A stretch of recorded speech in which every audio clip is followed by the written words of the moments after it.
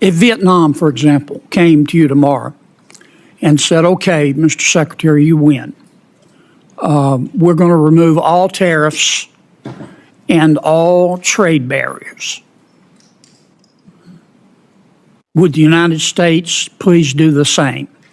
Would you accept that deal? Absolutely not.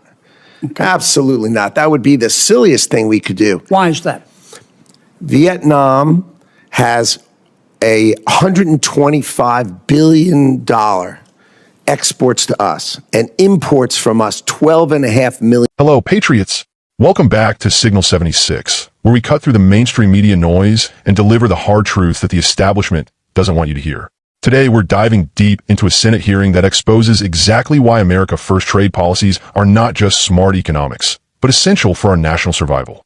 What you're about to witness is a masterclass in how real patriots defend American workers against the globalist machine that's been selling us out for decades. Before we dive into this explosive content, I need you to do something crucial for the future of this country.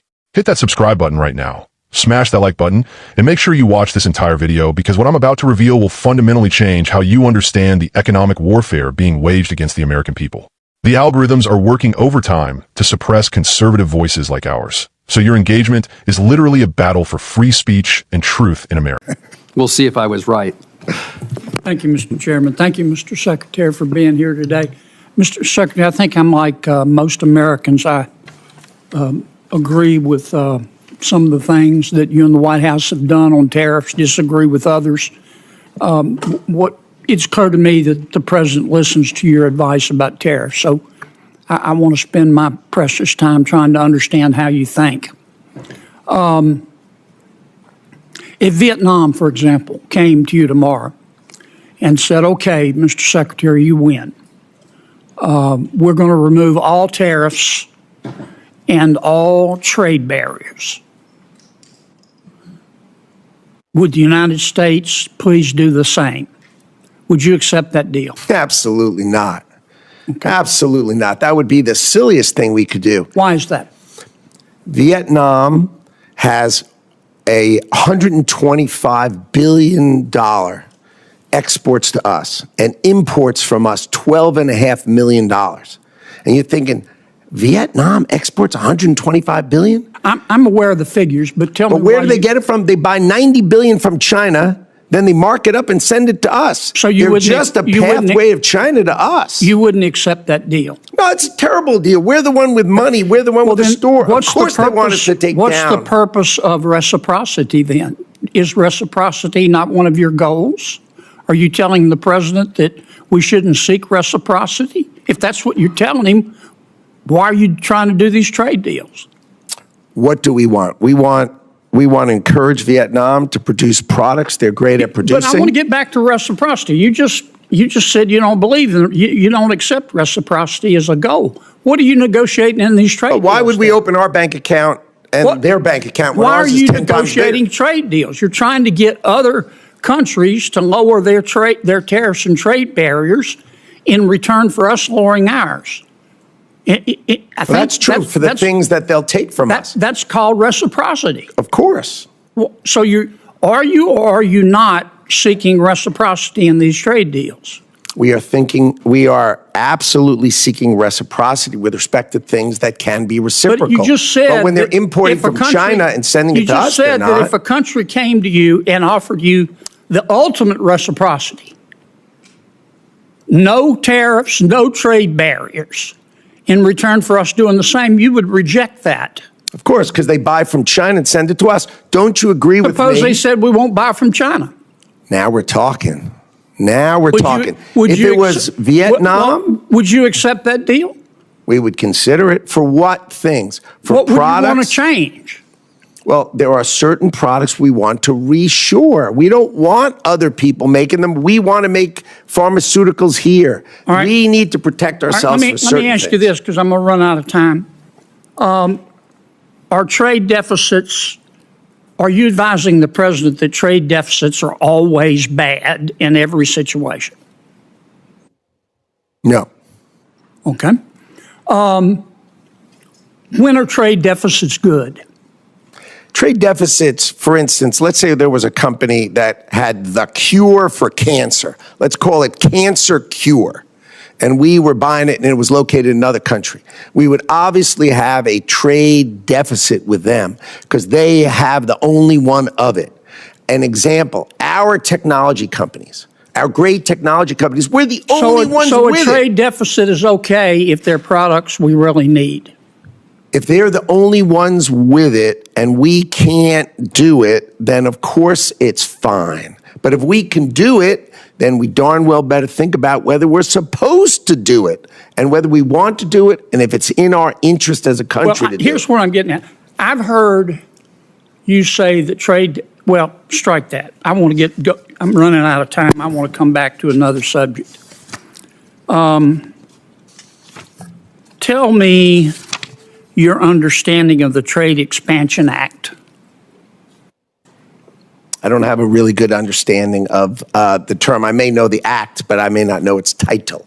You're not familiar with the Trade Expansion Act of 1962 that gives the president almost unlimited authority to impose tariffs so long as you conduct an investigation? You don't know about that? Oh, my 232s, of course I do.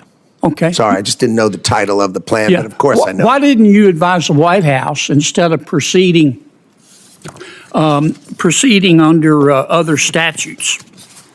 Why didn't you advise the White House to proceed under the Trade Expansion Act? The president chose IEEPA because he could do it swiftly and he could do it sweeping in order to address the underlying problems that had created the $1.2 trillion trade deficit that was haunting the United States of America. Have you read the opinion in VOS selections, VUS? I have. What role does the major questions doctrine play in that decision? I am not a lawyer, so I can't speak to it with that kind of precision. That's a litigation that's under current investigation. Are you familiar with the major questions doctrine? Not offhand, but I did, of course, read the decision. Well, about 3/4 of the opinion is on the major questions doctrine.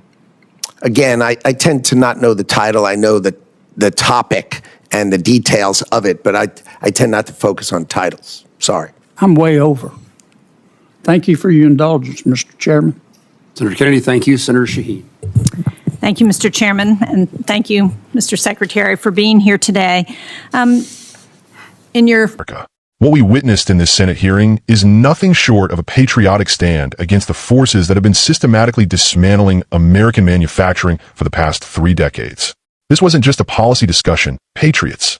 This was a declaration of economic independence from the Chinese Communist Party and their enablers who have been using countries like Vietnam as nothing more than economic shell games to continue their assault on American prosperity. Let me break down exactly what happened here and why every single American should be paying attention.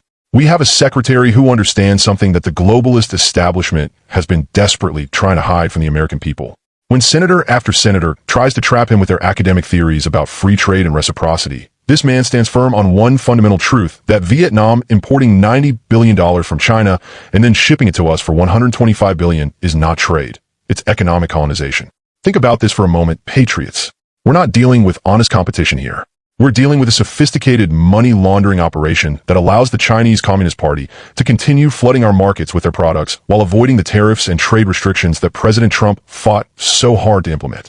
Vietnam becomes nothing more than a middleman, a financial washing machine that takes Chinese goods, slaps a different label on them, and sends them straight to Main Street America, while our own factories sit empty and our workers struggle to find decent-paying jobs. The Secretary's response, when asked about accepting a deal for complete reciprocal trade elimination, was absolutely perfect. He said, absolutely not, and that would be the silliest thing we could do. This is exactly the kind of backbone that American trade negotiators have been missing for decades. Finally, we have someone who understands that when you're dealing with economic predators, you don't respond by making yourself more vulnerable. You respond by protecting American interests first, second, and always. When a senator tried to corner him about reciprocity, the Secretary delivered a response that should be taught in every economics class in America. True reciprocity isn't just matching tariff rates on paper. True reciprocity means creating conditions where American workers can compete on a level playing field, where American manufacturers aren't undercut, by slave labor and environmental destruction, and where American innovation is rewarded instead of stolen and replicated in Chinese factories. The moment that really crystallized this entire issue was when the Secretary said, if Vietnam promised to stop buying from China, then we're talking. That's not protectionism, Patriots. That's smart negotiating. That's understanding that real trade relationships are built on mutual benefit, not on one country serving as a conduit for another country's economic warfare against American workers. This connects to something much larger that every patriot needs to understand. The global supply chain that the establishment celebrates as efficient and modern is actually a weapon being used against American sovereignty. When we outsource critical manufacturing, especially in sectors like pharmaceuticals that the Secretary specifically mentioned, we're not just losing jobs. We're creating strategic vulnerabilities that our enemies can exploit in times of crisis. Remember what happened during the early days of the pandemic when we couldn't manufacture enough basic medical supplies because we had shipped all that production to China. Remember when we realized that the vast majority of our pharmaceutical ingredients were coming from the same country that unleashed COVID-19 on the world. These aren't just economic issues, they're national security issues that go to the heart of American independence and resilience. The Secretary's point about reshoring critical industries isn't just good policy. It's essential for American survival in an increasingly hostile global environment. When countries that openly view us as their primary strategic rival control the production of medicines that American families depend on to stay alive, we have moved far beyond normal trade relationships into something that looks much more like economic hostage-taking. What's particularly revealing in this exchange is how the senator kept trying to trap the Secretary with theoretical questions about trade deficits, as if all trade deficits are created equal. The Secretary's response about a hypothetical cancer cure shows exactly the kind of nuanced thinking that's been missing from American trade policy for too long. Of course, we would accept a trade deficit for a unique product that saves American lives. But accepting a trade deficit because we've allowed our own manufacturing base to be systematically destroyed is economic suicide. Patriots, this is why your engagement with content like this is so crucial. The mainstream media will never tell you the truth about these issues because they're invested in maintaining the system that has been selling out American workers for decades.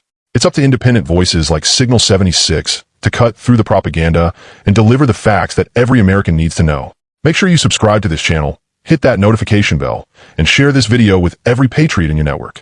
The battle for American economic independence is far from over, and we need every patriot engaged and informed if we're going to restore the prosperity and strength that America deserves. Stay strong, stay informed, and keep fighting for the America that our founders envisioned and our children deserve.